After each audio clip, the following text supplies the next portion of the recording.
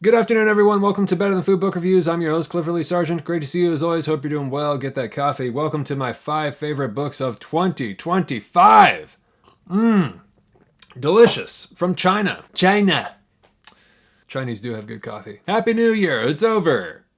Or is it? Here are my 5 favorite books I read in 2025. Links to all my reviews of these books are below in the description, as well as the Amazon affiliate links. You can buy, in fact, anything using those links. Please do all of your expensive shopping by clicking on one of those links or any of the Buy the Book Here links in any of my videos. You can give Bezos less of your money by indirectly supporting the show and giving it to me. Also, I'll soon be posting my 2026 To Be Read video for patrons on Patreon. Link below if you're interested, and thank you very much. 2025 was shitty. 2026 ain't looking great either. Whatever, bring it the fuck on. And always remember, no matter how terrible life gets, you can always read and write.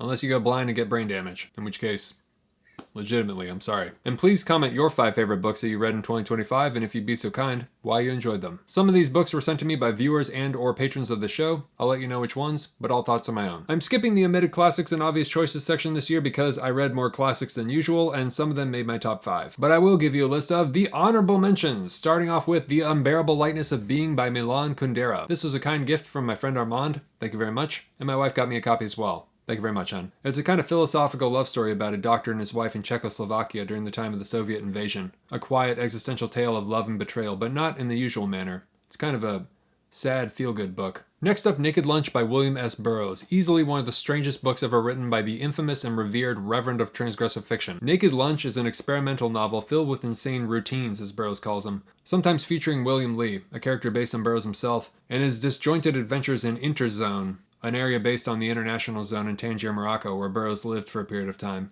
It's a literary bullet shot at the head of society in the form of a caustic, zany, twisted, vulgar, surreal, and satirical novel, enormously innovative stylistically.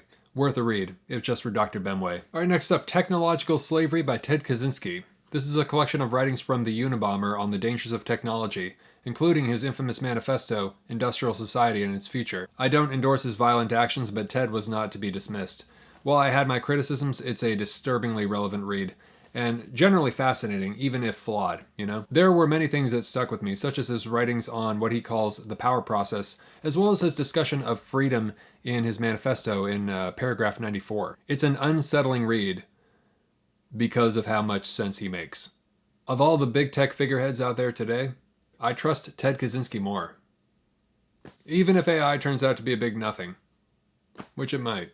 We'll see. Next up, Arthur Machen, The White People. This was a kind gift from my friend Brian. Thank you very much. An eerie pagan horror short story about the nature of true evil, wherein a young girl becomes corrupted through a pagan deity in the forest through her nurse, who happens to be a witch. Understated and meticulously crafted, beautiful in its execution. Lovecraft loved it. Next up, The Tower by W.B. Yeats. This was a kind gift from Margaret. Thank you very much. A beautiful, mysterious, evocative poetry collection from a legendary poet who had an interest in mysticism and the occult, or occult, whichever you prefer. My favorite poems in this collection were Sailing to Byzantium and Laden the Swan. And finally, for the honorable mentions, 1984 by George Orwell. The classic tale of dystopian surveillance and the destruction of the human spirit. Better than I anticipated. Highly relevant, nicely written, horrifyingly tragic, a mind fuck to this very day. Particularly Orwell's concept of doublethink. An extremely impressive achievement. Personally, I prefer Orwell to Huxley. And now my 5 favorite books I read in 2025. Starting off with number 5. The Black Dahlia by James Ellroy. This was a kind gift from my friend Dana.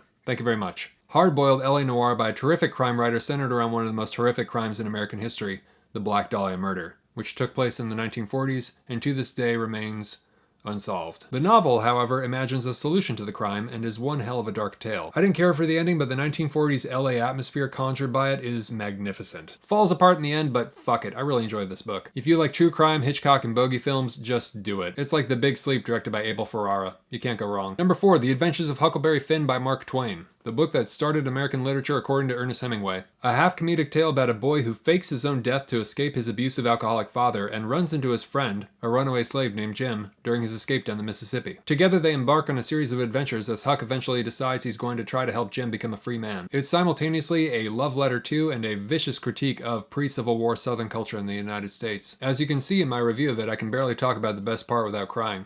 Incredible novel, with a terrible ending. That fucking Tom Sawyer, am I right? But hey, Twain ran out of ideas and took a multi-year break before finishing it, so What are you gonna do? Now these next 3 books are a tie. I love them all equally as much. They could be in any order, and I recommend them in equal proportion. Number 3, The Sailor Who Fell from Grace with the Sea by Yukio Mishima. This is a beautifully written, haunting story about a group of boys who disavow the world and ways of adults, increasingly becoming adherent to a credo of cold nihilism, trying to rid themselves of sentimentality and compassion, trying to become like fascists, right? Of course, one could draw a connection to the fate of Mishima himself, what with his notorious idealism and his formation of a militia, but the novel stands on its own as a perfectly constructed drama with elements that remind one of Edgar Allan Poe. Tons of nautical stuff too. If you like nautical books, nautical themed books, this one's up your alley. In a parallel story, it's a novel about a sailor and the choice he has to make between a life of domesticity and a life of glory out on the ocean. So the book asks, is glory all it's cracked up to be? Is it even achievable or worth pursuing? And that's what the greatest novels give us. Unanswerable questions. One of Mishima's best novels, a love story with elements of horror. You can see Mishima's personality split between the 3 main characters. It's terrific. Alright, number 2, The Island of Dr. Moreau by H.G. Wells, which is a patron-only review that you can purchase or view by supporting the show on Patreon, link below. This was recently recommended to me by my friend Glenn Rockney, who runs the Rare Candy podcast, which I was invited on recently. Thank you very much, Glenn. Really appreciate it. What a fantastic way to finish off the year. This is a short tropical gothic novel about a diabolical rogue surgeon on an exotic island who has been transforming animals into humanoid aberrations through experimental surgery. It's a Schopenhauerian science fiction horror story that becomes a commentary on civilization, organized religion, and the thin line that separates men from beasts. Absolutely incredible. Clever, darkly humorous, philosophically pessimistic. I loved it. Wells is an outstanding author and shockingly ahead of his time. I mean, really, man. And finally, number 1, Civilization and Its Discontents by Sigmund Freud. This was a kind gift from my friend Marcel. Thank you very much. This is an examination of civilization by one of the pioneers in psychology, Sigmund Freud, in which, to paraphrase, Freud flatly states to society, y'all are fucking nuts. This book is Freud's diagnosis of civilization and mankind itself, examining organized religion, our issues with guilt, as well as mankind's purpose, and the conflict that comes with these things, of which there is plenty, as you can imagine. But it's funny, I swear. One to be reread, no doubt. The ending, as in Freud's diagnosis of civilization, is staggering, laugh-out-loud funny, and all too tragically believable.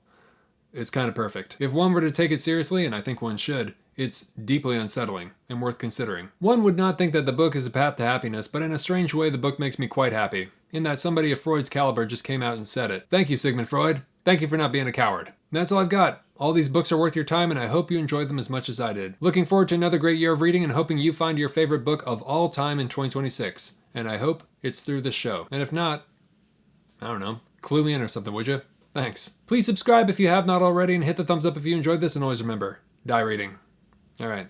Thanks for watching. Good to see you. Talk to you soon. Ciao.